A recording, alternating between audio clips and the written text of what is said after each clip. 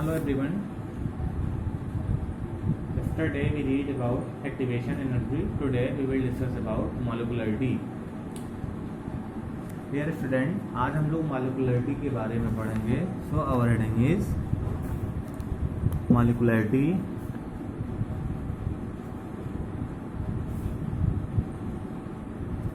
of a reaction. किसी reaction के molecularity के बारे में पढ़ेंगे हम लोग. तो इसमें सबसे पहले हमारा जो पहला टॉपिक आता है वो क्या है? एलिमेंट्री रिएक्शन आता है.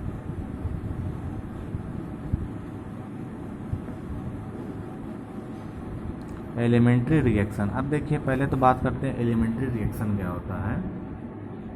तो एलिमेंट्री रिएक्शन एक ऐसा रिएक्शन होता है जो एक ही स्टेप में कंप्लीट हो जाए, ओनली वन स्टेप में.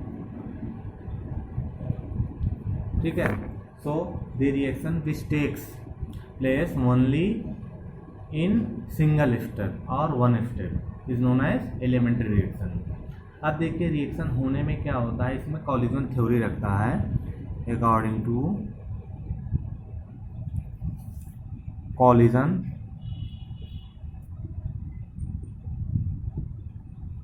Theory.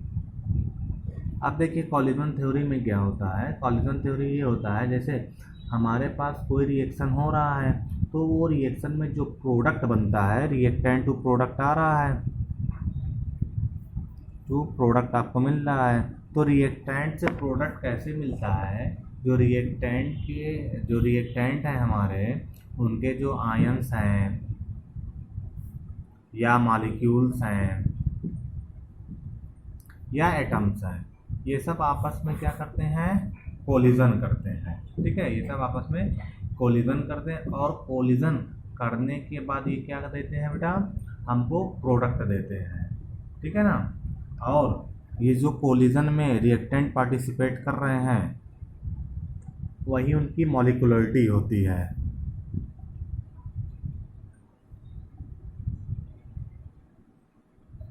Participating of ions, molecules or atom as reactant is known as the molecularity of the reaction. ठीक है ना. तो ये बात हो गया. तो मॉलिक्यूलरिटी जानने के लिए पहले हम एलिमेंट्री रिएक्शन को फाइंड आउट करते हैं. तो एलिमेंट्री रिएक्शन क्या होता है? Elementary reaction are those reaction which takes place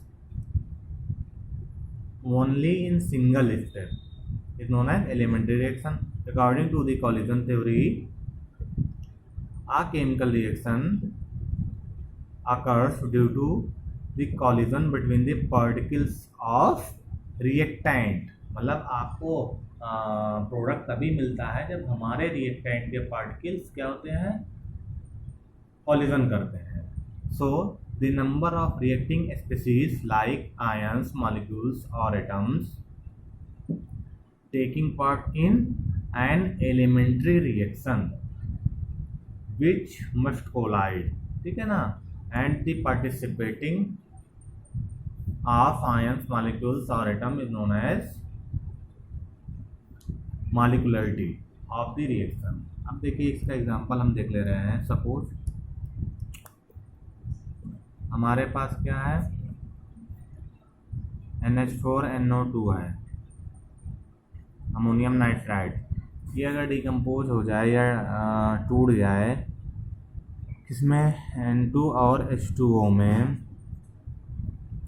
तो इसमें देखिए रिएक्टेंट कितने हैं? ओनली वन रिएक्टेंट है ना. तो जब वन रिएक्टेंट है तो इसे क्या बोलेंगे? Unimolecular. ये आपका क्या है? यूनी मॉलिक्यूलर होता है. देन 2HI से हम लोग क्या करते हैं? H2 बनाते हैं और I2 बनाते हैं. तो यहाँ देखिए 2 है तो इसका मतलब क्या है कि बाई मॉलिक्यूलर है. ठीक है ना. And last NO plus O2, then it is that 2NO2. यहाँ पर 2 ये है, एक ये है, तो 3 है. 3 मतलब क्या हो जाता है आपका? Try molecular. ठीक है ना. तो ये सब क्या होते हैं, मॉलिक्यूलरिटी होते हैं, ठीक है ना। चलिए अब देखिए हमारे पास कई ऐसे रिएक्शंस भी होते हैं जो सिंगल स्टेप में कंप्लीट नहीं होते, तो उनको हम लोग कॉम्प्लेक्स रिएक्शन बोलते हैं। So those reactions which are taking place more than one step, मतलब जो एक से ज़्यादा स्टेप में कंप्लीट हों, तो इसे क्या कहेंगे, कॉल्ड कॉम्प्लेक्स रिएक्शन। इसे कॉम्प्लेक्स रिएक्शन बोलते हैं, ठीक है। जैसे अगर हम H2O2 का डिकम्पोजिशन करा रहे हैं in the presentation of I negative and is that 2H2O and O2। अब रेट लॉ अगर आप लगाओगे, अप्लाई करोगे, according to rate law, rate is equal to K, और ये आपका H2O2 रहेगा एंड I नेगेटिव रहता है, ठीक है। ये तो आपका रेट लॉ आता है। अब हम इस रिएक्शन को 2 स्टेप में तोड़ेंगे। पहला स्टेप आपका क्या बनता है, स्टेप फर्स्ट, इसमें क्या है, H2O2 plus I negative, then it give that H2O and IO negative, ठीक है ना। ये रिएक्शन क्या होता है, फ्लो होता है, ठीक है। ये रिएक्शन स्लो होगा जब हमारा H2O2 I नेगेटिव के साथ रिएक्ट करता है तो F2O और IO नेगेटिव देता है, ये रिएक्शन आपको क्या हो जाएगा, स्लो। अब अगर यही H2O2 से IO नेगेटिव रिएक्ट कर ले जाए तो आपको H2O and I negative and O2 दे देता है। ये क्या होता है, रिएक्शन आपका फास्ट होता है। अब ओवरऑल अगर आप लिखोगे तो क्या हो जाता है, ये और ये कट जाता है, ये और ये कट जाता है, तो आपको क्या मिल जाएगा, 112 F2O2, then it give that 112 F2O and O2। ये ओवरऑल रिएक्शन हो गया। तो ये कॉम्प्लेक्स रिएक्शन है जिसमें क्या है, हमारा जो IO है, IO negative, it is an intermediate,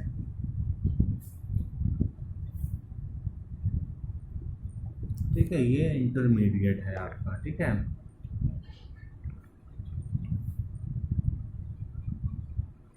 चलिए तो आपका क्या हो जाता है, मॉलिक्युलरिटी क्या होता है, सीधा सीधा मॉलिक्युलरिटी आप लोग यही जानिए कि मॉलिक्युलरिटी किसी केमिकल रिएक्शन, जैसे कोई केमिकल रिएक्शन हो रहा है, उस केमिकल रिएक्शन में जितने रिएक्टेंट पार्टिसिपेट करते हैं उनके मोल ही क्या होते हैं, मॉलिक्युलरिटी होते हैं। अब देखिए इसमें एक जो है मेन बात ये होती है, जो हमारी मॉलिक्युलरिटी होती है वो कभी भी फ्रैक्शनल नहीं होती है, 1 2 3 के टर्म में ही आती है। बट रेट ऑफ रिएक्शन आपका क्या है, रेट नहीं, ऑर्डर ऑफ रिएक्शन क्या था आपका, आपका नेचुरल नंबर भी आ सकता है, अदरवाइज आपका डेसिमल में भी आ सकता है, या क्यों कहें फ्रैक्शनल में आ सकता है। बट मॉलिक्युलरिटी में ऐसा नहीं होता है, इसमें कभी भी फ्रैक्शनल में नहीं आएगा। और ये टोटल आपकी क्या होती हैं, participating reactant, the number of participating reactant is known as molecularity of that reaction, ठीक है ना। तो ये है मॉलिक्युलरिटी में पहले आपको एलिमेंट्री रिएक्शन शो करना है, और एलिमेंट्री रिएक्शन आप बताएंगे कि 1 स्टेप में होता है। देन आप क्या कर देंगे, कॉलिजन थ्योरी बता देंगे कि कॉलिजन थ्योरी में क्या होता है, जो हमारे रिएक्टेंट के पार्टिकल्स होते हैं वो कंटिन्यू कॉलिजन करते हैं, टक्कर करते हैं, जिससे हमको प्रोडक्ट मिलता है, ठीक है। और यही जो पार्टिसिपेट कर रहे हैं रिएक्टेंट के टर्म में, चाहे वो आयन्स हो, मॉलिक्यूल्स हैं या आइटम्स हो, वही उसके क्या होते हैं, मॉलिक्युलरिटी हो जाते हैं। जैसे आपका रिएक्शन है, ठीक है, NH4NO2 ये यूनी है, 2HI बाई हो गया, 2NO2 ये आपका ट्राई हो गया। मतलब यहाँ पर देख रहे हैं कि जो नंबर ऑफ मोल्स हैं ऑफ रिएक्टेंट ये क्या हो रहा है, कंटिन्यू मूव हो रहा है, ठीक है ना। तो ये बात हो जाती है। तो बेटा अब आज के लिए इतना ही, बाकी आपको नेक्स्ट वीडियो में बताया जाएगा। So thank you very much for watching this video.